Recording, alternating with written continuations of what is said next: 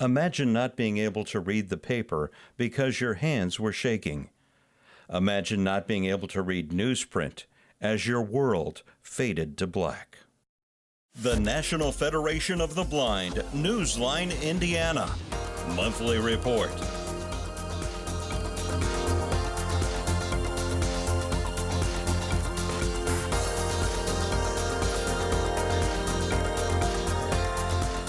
With your host, Lee Martin, and co-host, Florence Myers-McSwine.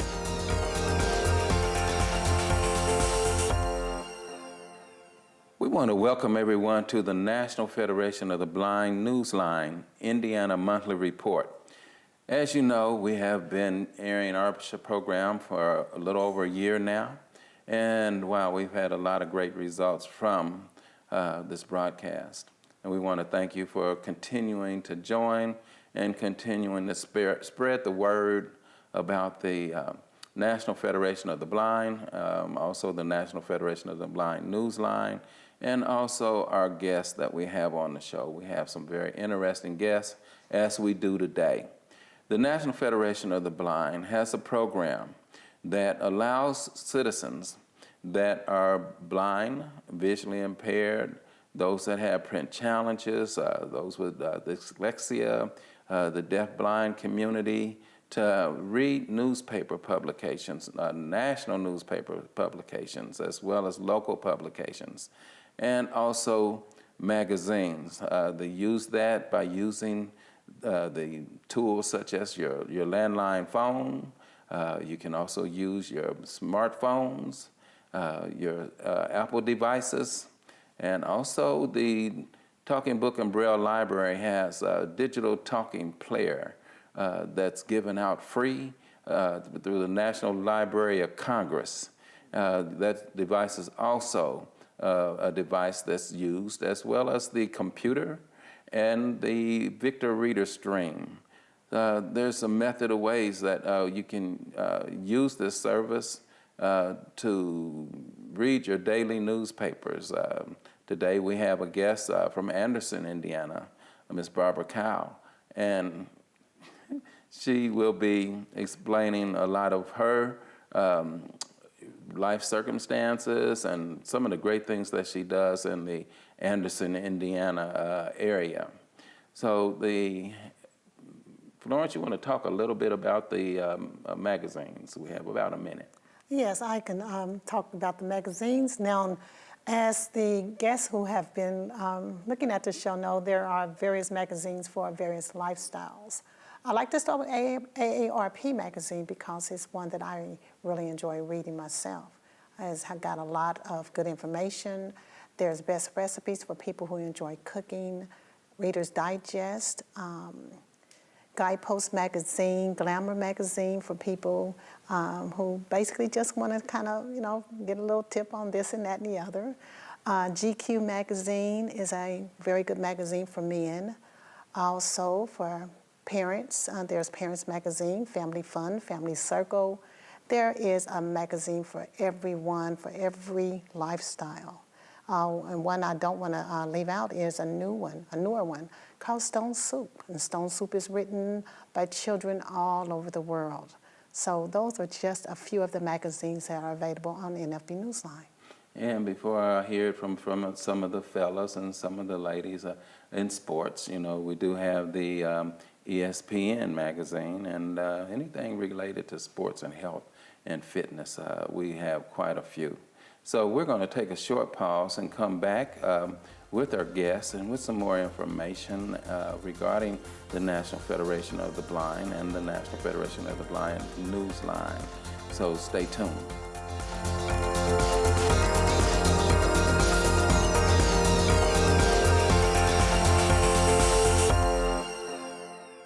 With my failing eyesight, I'm not able to read regular newspapers, and I'm not able to keep up with obituaries. I've been a homemaker all of my life, but since my vision has failed, I wish I could read my favorite magazines. Have you heard of the NFB Newsline? Learn more by calling 855-963-6476 or visit nfbnewsline-in.org. Subscribe free to NFB Newsline today. If you or someone you know is visually impaired or print challenged, the National Federation of the Blind has a resource you need. Wow, I scored a touchdown when I found sports on NFB Newsline. I enjoy reading TV guide listings on NFB Newsline. Learn more by calling 855-963-6476 or visit nfbnewsline-in.org. We are the nation's blind. We read NFB Newsline. It's free.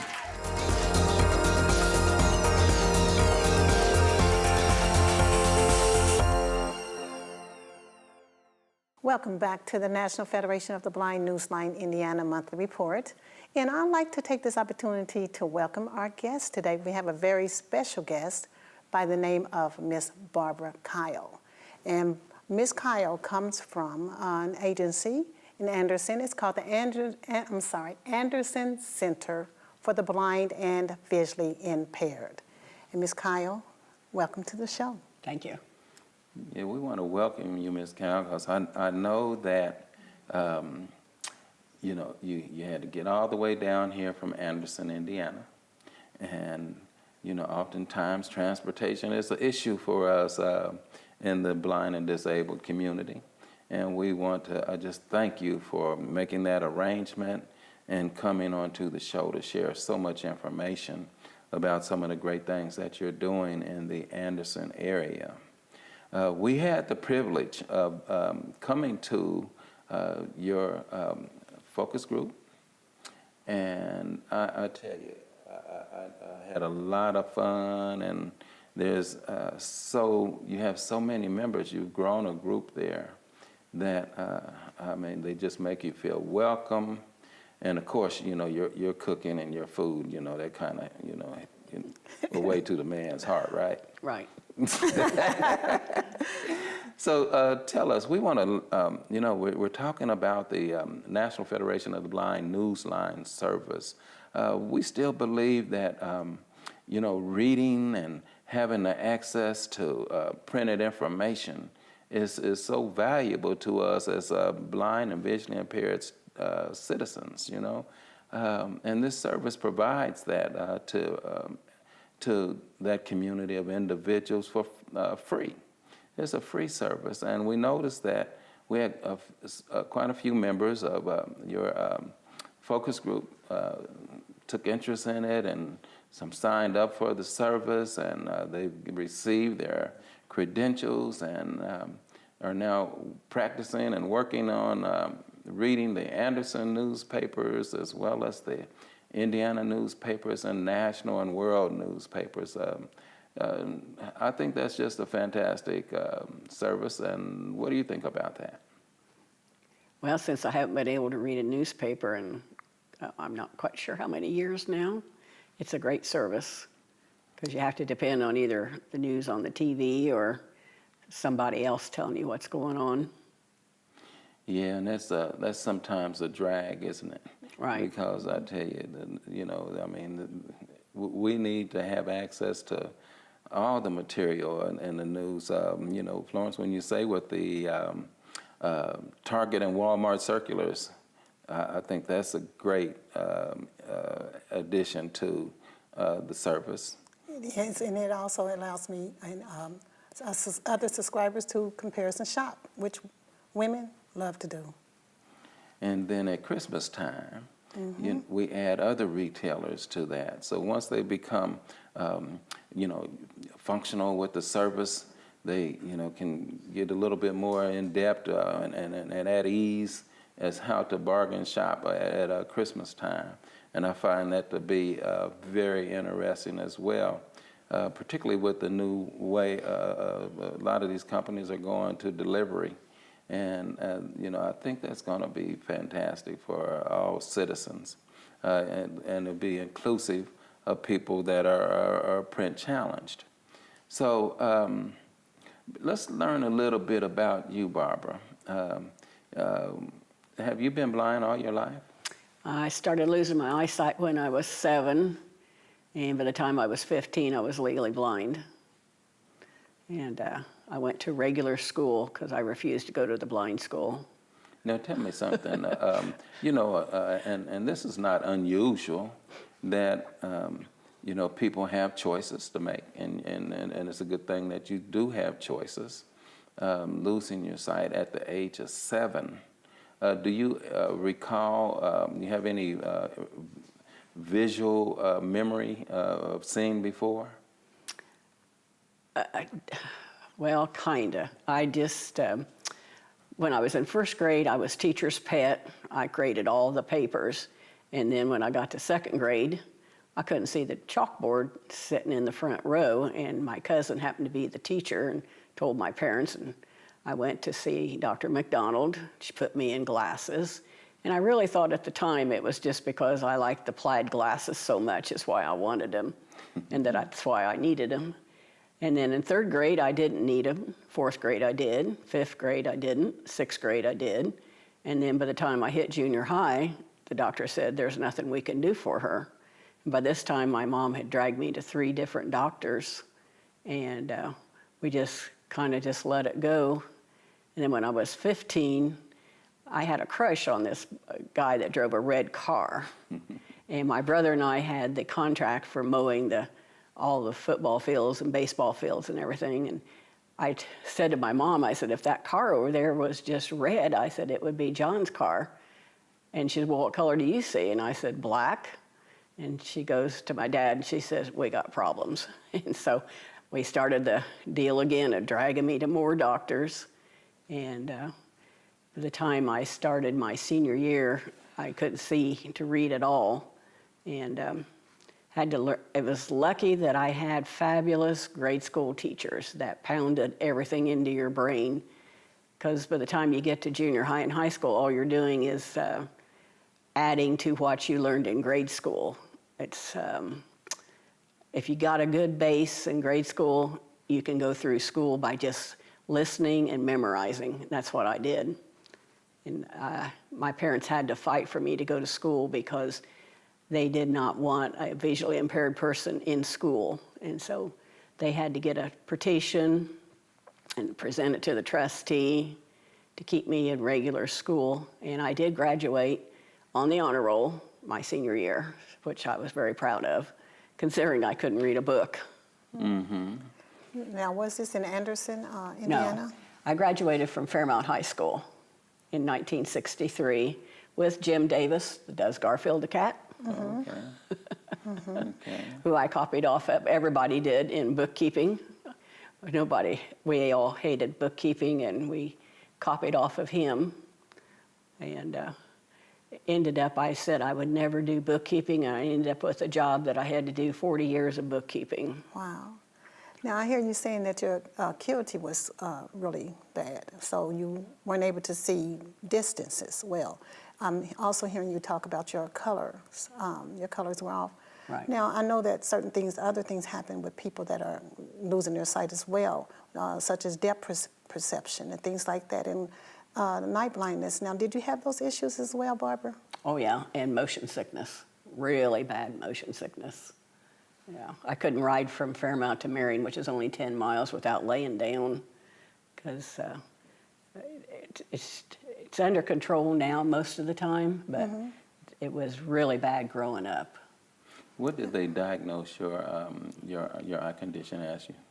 Well, we did get a diagnosis until 1962. Dr. Snow White and Reed, it was a very trying day. They came out. I'd been sitting in the waiting room for 4 hours, and they came out and got down in front of my mom and in front of like 40 people in the waiting room and said to her, "Your daughter will never see again," in which my mother burst into tears. And I was so mad at them I couldn't see straight, because how dare them? Make your mother cry. Right, and it was devastating. And so I grabbed her and we went out to the car and I said, well, let's go get something to eat. So we did that and we came back home, and I told, she left to go talk to my dad and tell him what this doctor said. I got on the phone and I called him and told him off, because I was so mad because he upset her so bad. I was not upset for myself, just her. It was just devastating. Well, I'll tell you what, I'm glad that you're here to share this with us, because this could be some young lady or some young man going through the same scenario. And we'll be right back to talk a little bit more about some of these scenarios and experiences that Barbara has gone through, and from the trials to triumphs. So we'll be right back. Stay tuned.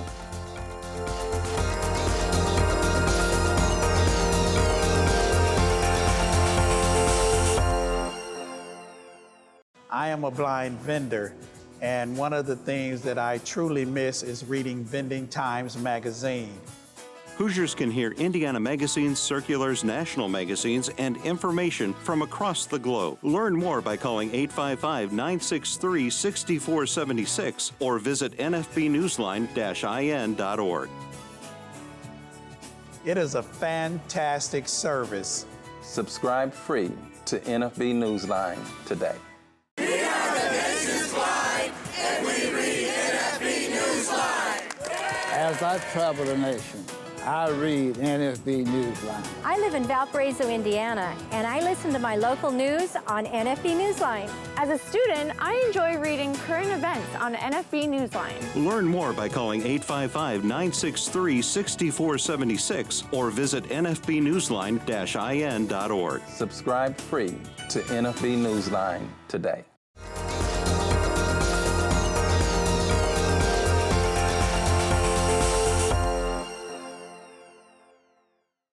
We want to welcome you back to the National Federation of the Blind Newsline Indiana Monthly Report. And we're talking with Barbara Cow. And Barbara, let's continue our conversation. Very interesting here. We left off at the eye doctor's office, ophthalmologist's office, and the frustration that you were having there, and then about the diagnosis of your condition.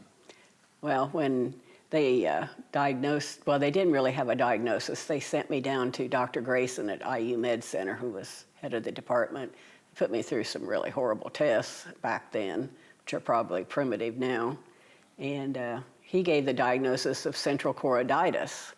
And it wasn't until 2000 up in Chicago that they re-diagnosed it Stargard's, and my son-in-law got on the internet and pulled it up, and there's a doctor in Michigan that it's named for, and it was just like living through my life reading this paper. It was just unbelievable, because I was never ever able to explain how I saw, and this paper told it just like it was, because my mom used to drive me crazy. Oh, what do you see? What do you see? And I'd say, I see exactly what you see, just different. And it was remarkable. It really put my mind at ease, seeing it actually in black and white. Well, maybe I can get that information from you and have it ran across the screen as to who, that particular article. So, because somebody else out here, and you said it was Stargard's? Yes. Okay, so they probably go to Google up Stargard's and find that information, so that if their child or individuals are having those types of symptoms, then, as you stated, it's pretty well self-explanatory. This disease is considered juvenile macular degeneration, and it starts anywhere from age 6. And I was 7 when it hit me. My daughter was 8. And so far, my granddaughter's 16, and she does not have the problem. So we're real thankful for that. Okay, now were you the only person in your family coping with blindness, or were there any other family members who were blind? Up until my grandmother, who was 80, when she finally got macular. My mom was in late 60s when it happened to her, and her sister was like 90 when all three of them had macular. But I was the only one with eye problems up until then. And my brother, he doesn't have it. He has a muscular problem with his eyes, and which he had surgery to correct. And my dad had 20/15 vision. He just had eye strain, so it was quite a shock for them to get a diagnosis like this from the from the, well, actually, I saw 22 doctors so far in my life. Now, you indicated that you didn't receive any assistance going through school. Right. Through vocational rehab or anything of that nature. You graduated, you know, probably near the top of your class? I wouldn't say the top, but I made the honor roll anyway. It's one of those things that, you know, I had my senior English teacher, she said to me, you won't have to read a novel, because you had to read a novel every 6 weeks in the class. And she says, if you don't tell anybody, she says, you won't have to do that. And I said, I can be quiet. You know, so I didn't tell anybody I didn't do that.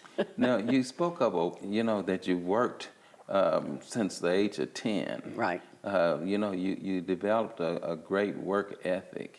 And, you know, it seems to have propelled you, you know, through the adversity of sight, you know, graduating from high school. Right. And, you know, that's an accomplishment. Well, when you live on a farm, you work 24/7, so there wasn't a job on the farm I didn't do. I drove the tractors, I drove the wagons to the mill, was out on the state highway doing that. Of course, you can't do that now, but back then you could. And I had to mow the yard until I tore the mower up too many times hitting the trees. But at age 10, I went to work in the slaughterhouse. My dad was a meat cutter there, and so I went there and wrapped the meat and stamped it. And then when I was 14, I went to work in Steele's grocery store, and I ran the cash register and stocked the shelves. And then when I was 15, I went to work at Rexall Drugs as the soda fountain and the grill cook. And then I went to beauty school right out of high school, because at the time I wanted to go to Purdue and be a dietitian, but they wouldn't take a handicapped person at that time at school. And so the only thing I read an article about a lady in Fort Wayne that did hair that was blind, and I thought, well, I can do that. So I went to beauty school, which the vocational rehab paid $350 for me to go to beauty school. And I went to school morning and night because I didn't have nothing to do, and so I would go to school in the daytime, and then I'd go back in the evening and take the theory classes.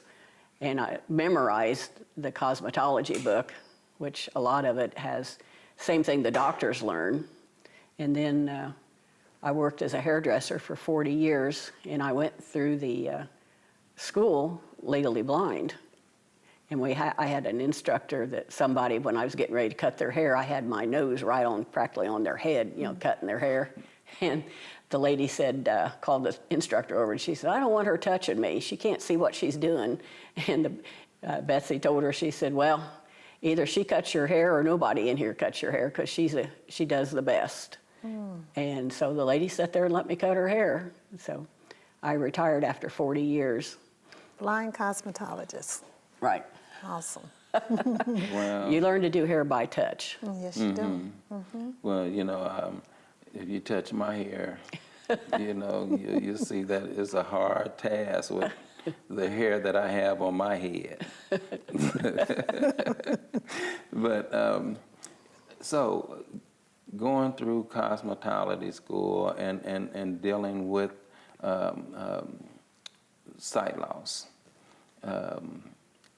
it didn't seem to, you know, the emotional side of it, you seem to overcome that very well.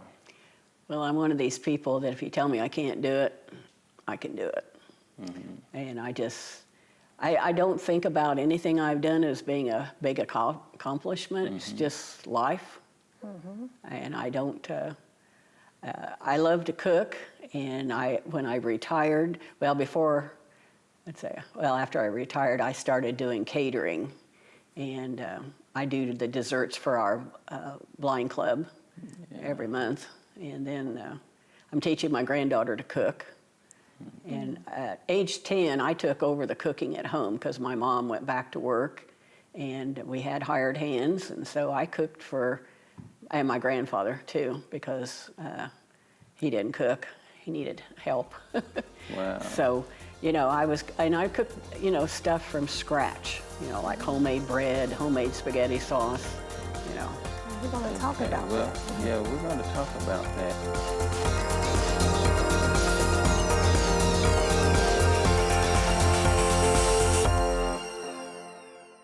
I'm Danny Wayne Beamer, Program Manager of the Elder Blind Program at the Will Center in Terre Haute, Indiana. I introduce the NFB Newsline to seniors in 13 southwestern counties in Indiana. I also utilize the NFB Newsline for my radio station public affairs shows. The NFB Newsline. Experience it today. Learn more by calling 855-963-6476 or visit nfbnewsline-in.org. We are the nation's blind, and we read NFB Newsline. You gonna count me down? We have disabilities. And we make you uncomfortable. It's why you love to vote as prom king. Do you remember us on Monday? You are afraid to see us fail. It's why you place us in jobs with few challenges. We make you nervous. So you do really silly things. like talking louder to someone who's blind.